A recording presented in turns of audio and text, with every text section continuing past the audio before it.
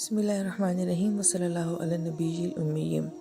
سورہ ال عمران میں زکریا علیہ السلام کی خوبصورت دعا ہے، ربی حبلی من لدنکا ذریۃ طیبہ انکا سمیع الدعا،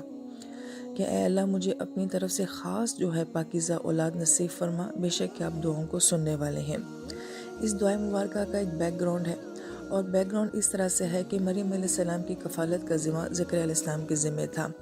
زکریا علیہ السلام ان کو ان کی عبادت خانے میں ان کو کھانا وغیرہ پرووائڈ کیا کرتے تھے، تو زکریا علیہ السلام مریم علیہ السلام کے پاس جاتے ہیں تو وہاں پہ دیکھتے ہیں کہ غیر موسمی پھل موجود ہیں، جو کہ اس زمانے کے لحاظ سے ایک ناممکن بات تھی، کیونکہ وہاں پہ تو پھلوں کو سیو کرنے کا کوئی طریقہ نہیں تھا، اور نہ ہی وہ ایک علاقے سے دوسرے علاقے میں جو ہے بغیر موسم کے ڈیلیور ہوتے تھے۔ لہٰذا انہوں نے کہا کہ یہ پھل تمہارے پاس کہاں سے آئے؟ تو وہ فرمانے لگیں کہ من عند اللہ پاک کی طرف سے۔ تو جب اپنے بڑا خلاف معمول قسم کا یہ واقعہ دیکھا تو فوراً آپ کے ذہن میں آیا کہ میں بھی اللہ تعالیٰ سے دعا مانگتا ہوں۔ آپ نے اسی وقت جو ہے اللہ پاک سے یہ دعا مانگی۔ مفسر کرام یہ فرماتے ہیں کہ اس معاملے میں بھی بڑے خوبصورت نکات ہمارے سامنے یہ آتے ہیں۔ جب زندگی میں آپ یہ دیکھیں کہ اللہ تعالیٰ نے کسی کو بہت خوبصورت بہت اعلیٰ دیا ہے، تو بجائے یہ کہ انسان اس وقت وہاں پہ اسے حسد کرے یا مایوس ہو جائے یا اپنے اوپر ترس کھائے، اسی وقت میں اللہ تعالیٰ سے مانگ لینا چاہیے کہ مالک اگر آپ نے اس کو دیا ہے تو آپ مجھے بھی دے سکتے ہیں۔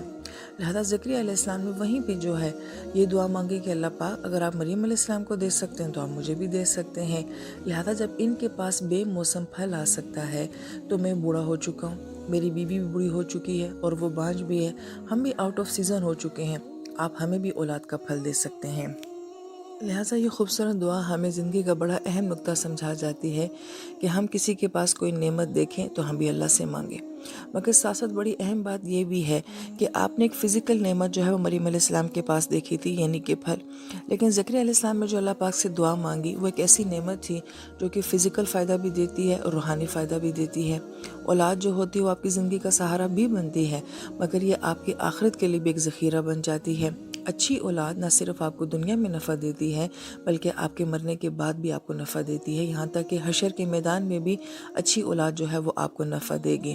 لہٰذا کسی کے پاس اگر فزیکل نعمت دیکھی جائے تو آپ فزیکل چیز بھی اللہ تعالیٰ سے مانگ سکتے ہیں، دنیاوی نعمت بھی اللہ تعالیٰ سے مانگ سکتے ہیں، اور روحانی نعمت بھی اللہ تعالیٰ سے مانگ سکتے ہیں۔ لہٰذا یہ مانگنے والے کا ایمان ہے کہ وہ اللہ تعالیٰ سے کیا دعا مانگتا ہے اور کیسی دعا مانگتا ہے۔ لہٰذا اس میں بھی کوئی حرج نہیں ہے کہ انسان دنیا کی کوئی نعمت مانگ لے، اور اس میں بھی کوئی حرج نہیں ہے کہ انسان آخرت کی کوئی نعمت مانگ لے، اور سمجھداری تو یہ ہے کہ انسان کیوں نہ ایسی نعمت مانگ لے جو دونوں جہانوں کے لیے نفع والی ہو جائے۔ ربی حبلی من لدنک ذریۃ طیبہ، اس خوبصورت دعا میں جو لفظ استعمال کیا گیا وہ حب استعمال کیا گیا ہے۔ مفسر کرام یہ فرماتے ہیں کہ اگر ہم قرآن پاک میں دیکھتے ہیں کہ وہ انبیاء علیہ السلام جنہوں نے اللہ تعالیٰ سے اولاد کے لیے دعائیں مانگی ہیں، اور اس میں بھی یہ تخصیص کی جاتی ہے کہ وہ انبیاء جنہوں نے بڑھاپے میں جو ہے خلاف معمول اللہ تعالیٰ سے جب دعائیں مانگی ہیں تو انہوں نے حب کے ذریعے یعنی کہ حب لنا کے ذریعے اللہ تعالیٰ سے دعا مانگی ہے۔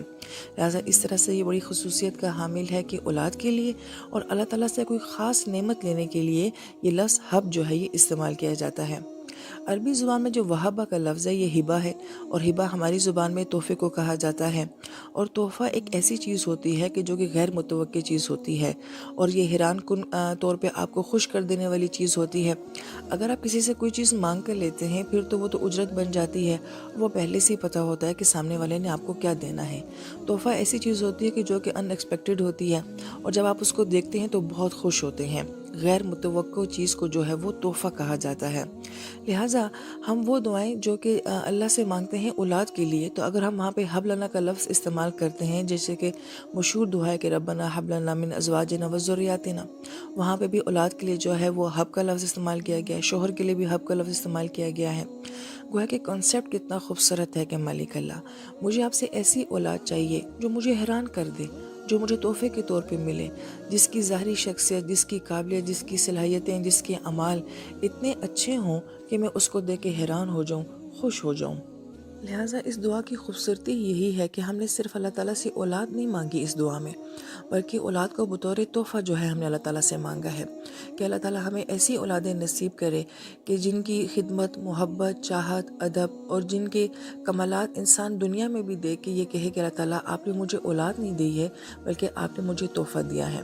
اور یہ خوشی محض دنیا کے لحاظ سے نہیں ہوتی ہے۔ حدیث پاک کا مفہوم آتا ہے کہ بعض لوگوں کو اللہ پاک اتنی پیاری اولادیں نصیب کرتے ہیں کہ جب آخرت میں اپنی اولاد کے وہ اعمال دیکھیں گے اور ان کے اعمال کے ثمرات دیکھیں گے اور اپنی اولادوں کی آگے نسلیں دیکھیں گے اور وہ نسلیں بھی اتنی قابل اور خوبصورت ہوں گی تو گویا کہ وہ خود حیران ہوں گے، اللہ تعالیٰ کیا یہ ہماری اولادیں ہیں؟ اور یہ ساری اولاد جو اتنی زیادہ ہے یہ سب میری نسل سے ہے اور یہ سارے اعمال جو ہیں میری نسلوں نے کیے ہیں، تو انسان وہاں پہ بہت خوش ہوگا۔ لہٰذا اولاد کو بطور تحفہ جو ہے اس دعا میں اللہ تعالیٰ سے مانگا گیا ہے۔ ربی حبلی من لدن کا ذریۃ طیبہ، ایک انتہائی خوبصورت نقطہ وہ یہ کہ ہم نے کہا کہ حب کے اندر جو ہے وہ تحفے کا معنی پایا جاتا ہے، اور تحفہ وہ چیز ہوتی ہے کہ جو آپ سامنے والے سے مانگتے نہیں ہیں، سامنے والا خود اپنی چاہت سے دیتا ہے، اپنی محبت سے دیتا ہے۔ اور اگر کوئی آپ کو تحفہ نہیں دیتا ہے تو ہم یہ تو نہیں کہتے کہ آپ نے مجھے تحفہ کیوں نہیں دیا، ہم ناراض نہیں ہوتے۔ لہذا یہاں پہ بڑی خوبصورت بات مفسرین کرام یہ فرماتے ہیں کہ انسان اللہ تعالیٰ سے اولاد کو بطور تحفہ مانگتا ہے تو اولاد اللہ تعالیٰ کا تحفہ ہے۔ اگر اللہ تعالیٰ دے دیں تو الحمدللہ، اگر اللہ تعالیٰ نہ دیں تو ہمیں اللہ تعالیٰ کی ذات سے کوئی گلہ شکوہ نہیں ہونا چاہیے۔ لہٰذا یہ ایک امتحان ہے دنیا، یہاں پہ اللہ پاک کسی کو دے کے آزماتے ہیں، کسی سے لے کر آزماتے ہیں۔ تو گویا کہ ہمیں شروع سے یہ کانسیپٹ بھی یہاں پہ دیا گیا ہے کہ اولاد تحفہ ہوتی ہے، اگر وہ نہ ملے تو پھر کسی کے تحفہ نہ دینے پہ اس سے گلہ نہیں کیا جاتا، اس سے شکوہ نہیں کیا جاتا، اللہ کی رضا میں راضی رہا جاتا ہے۔ اللہ تعالیٰ یہ ساری کمیاں جو دنیا میں انسان کو دیتے ہیں نا، اس کی بڑی خوبصورت اور بہترین تلافی اللہ تعالیٰ دنیا میں کسی اور انداز سے کر دیتے ہیں، اور آخرت میں تو بہت ہی اعلیٰ اور بہترین انداز میں کر دیں گے انشاءاللہ تعالیٰ۔ لہٰذا اللہ تعالیٰ کسی بندے کا اپنے اوپر قرض نہیں چھوڑتے ہیں، اللہ اس کو لٹا دیتے ہیں، مگر اللہ تعالیٰ کے لٹانے کے انداز بڑے مختلف ہوتے ہیں۔ پھر اس دعا میں بڑا خوبصورت لفظ استعمال کیا گیا ہے من لدن کا، کہ خاص اپنی طرف سے مجھے اولاد نصیب فرما۔